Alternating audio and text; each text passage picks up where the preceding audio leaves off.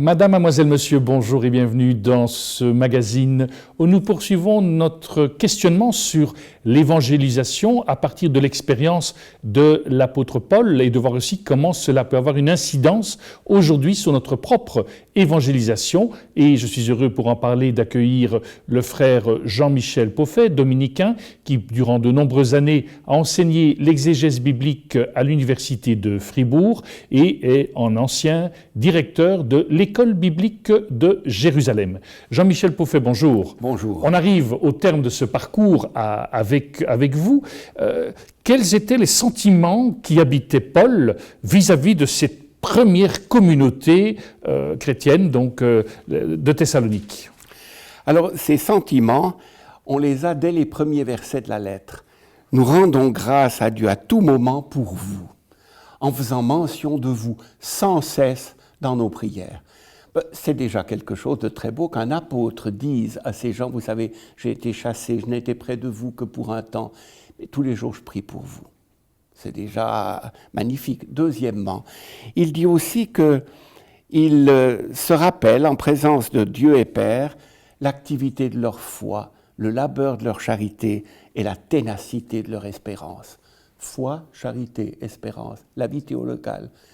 Comme au tout début du premier document du christianisme. Il ne leur dit pas, est-ce que vous vous êtes engagés, quelle réalisation vous avez fait, est-ce que vous avez accueilli le don de Dieu. Et le don de Dieu, c'est la foi, bien sûr, une charité qui se donne du mal, de la peine, qui se retrousse les manches, et puis une espérance. Et il le leur dit. Il dira aussi que sa venue chez eux, ça n'a pas été que des paroles, mais que ça a été, dans un combat spirituel, la joie et une pleine plénitude. Sinon, ce n'est pas l'Évangile. Donc, de la joie, la vie théologale, de la joie, de la plénitude. Et ensuite, je pourrais venir au chapitre 2, quand il leur dit qu'il désire les revoir, quelle est en effet notre espérance, notre joie, la couronne dont nous serons fiers, si ce n'est vous, en présence de notre Seigneur Jésus-Christ lors de son avènement. Oh oui, c'est bien vous qui êtes notre gloire et notre joie. Paul voit cette communauté naissante. Ce n'étaient pas tous des saints, ce n'étaient pas tous des héros. Je ne vois vraiment pas pourquoi à Thessalonique, il y a 2000 ans, on était tous des saints et aujourd'hui, nous tous des nuls. C'était des chrétiens en formation, voilà. Et il les voit en train de grandir dans l'évangile qu'ils ont accueilli. Et c'est comme ça qu'il peut rendre grâce pour la foi, l'espérance, la charité qu'il voit à l'œuvre. Et ensuite, il les voit sur l'horizon de la rencontre avec le Christ à la fin de sa vie d'apôtre et à la fin de leur vie, dans la gloire, au ciel, pour faire court. Vous êtes notre joie, la couronne dont nous serons fiers au jour de notre Seigneur Jésus-Christ. Quand je paraîtrai devant Dieu, j'aurai les Thessaloniciens sur ma tête. Voilà ce qu'il leur dit. Et je pourrais leur dire, Seigneur, je leur ai annoncé ta parole, ils ont essayé de l'accueillir, et je suis fier de vous. Est-ce que vous vous rendez compte? Alors que certains ont le sentiment que le chrétien n'y est jamais, quoi. C'est jamais juste, c'est jamais bien, c'est jamais assez. C'est un peu vrai parce que nous sommes en chemin. Mais en bon pédagogue, d'une certaine façon, il sait valoriser leur chemin et les faire grandir. Et le fait qu'ils soient fiers d'eux, ça c'est aussi un fameux changement. Paul, avant sa conversion, était fier de qui? De lui. Irréprochable, le pharisien de l'Évangile. Je donne le 10e de mes biens, je jeûne 2 fois la semaine, n'est-ce pas? Et je ne suis pas comme ce publicain, ce pécheur. Donc il dit au Seigneur, tu as bien de la chance de me connaître quand même.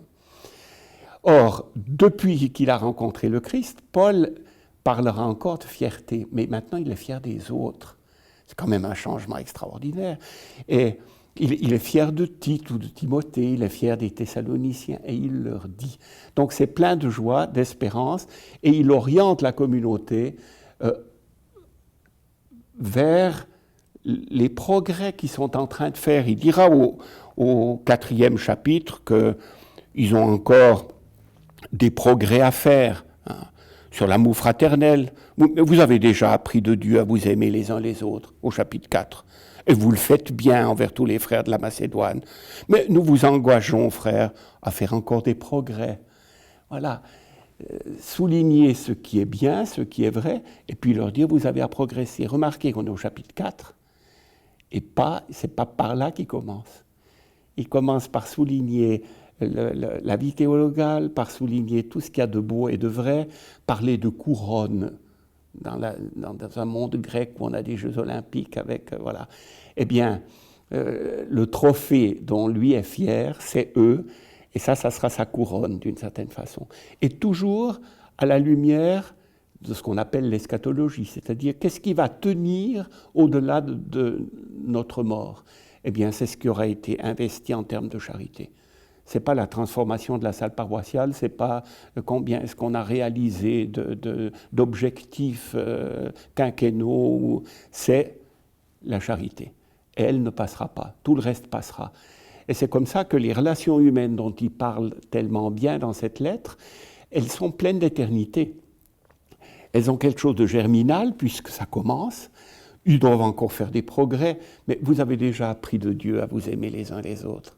Faites encore des progrès. Et je trouve que c'est très consolant, parce que d'abord on voit que chacun de nous peut transmettre l'Évangile de cette façon. Ce n'est pas une question liée, réservée au sacerdoce. Et ça situe la vie chrétienne et son progrès, grandir en sainteté, mais pas comme un objectif écrasant, impossible, etc., mais comme un chemin sur lequel le Christ est venu nous rejoindre et puis nous invite à progresser. Et c'est ce que Paul a fait avec eux. Moins fier de lui que fier d'eux, qui sont son espérance, sa joie, sa couronne, pour le jour du Seigneur. Alors, j'ai envie de conclure cette série de 6 émissions par une question très simple. Évangéliser, oui, mais comment aujourd'hui? Plus de présence que d'organisation, plus de proximité, même si, et c'est le grand défi pour les prêtres qui sont de moins en moins nombreux, qui ont de plus en plus de clochers, mais ne nous laissons pas déposséder par la nécessité d'entrer en relation les uns avec les autres, comme nous pouvons. Le reste nous échappe de toute manière, j'entends. Le pape François ne cesse de nous le dire. L'Église n'est pas d'abord une administration, mais c'est le lieu où l'Évangile est annoncé. Et nous avons tous à le faire comme baptisés. Les parents, les époux entre eux, des époux avec leurs enfants, même si c'est difficile, mais ensuite des jeunes entre eux, et puis intergénérationnel quand on peut le faire. Cela ne relève pas d'abord de structure, mais d'abord d'un feu évangélique à partager. Si c'est une bonne nouvelle, il faut que ça la soit pour nous, et si ça l'est pour moi, je trouverai les mots et les gestes pour être à la fois apôtre de fermeté, mais surtout de consolation, de joie et d'espérance pour ceux qui en ont besoin. Finalement, vivre tous ensemble dans une communion véritable. Dans une communion, et d'autant plus frères que nous aurons découvert que c'est Dieu Père qui fonde cette fraternité et qui nous donne l'Esprit Saint, qui est un esprit de communion, alors que livrés à nous-mêmes, nous sommes des artisans de division. Donc cet évangile de communion est extrêmement important à vivre d'abord, et puis à transmettre. Puis on n'est pas tout seul.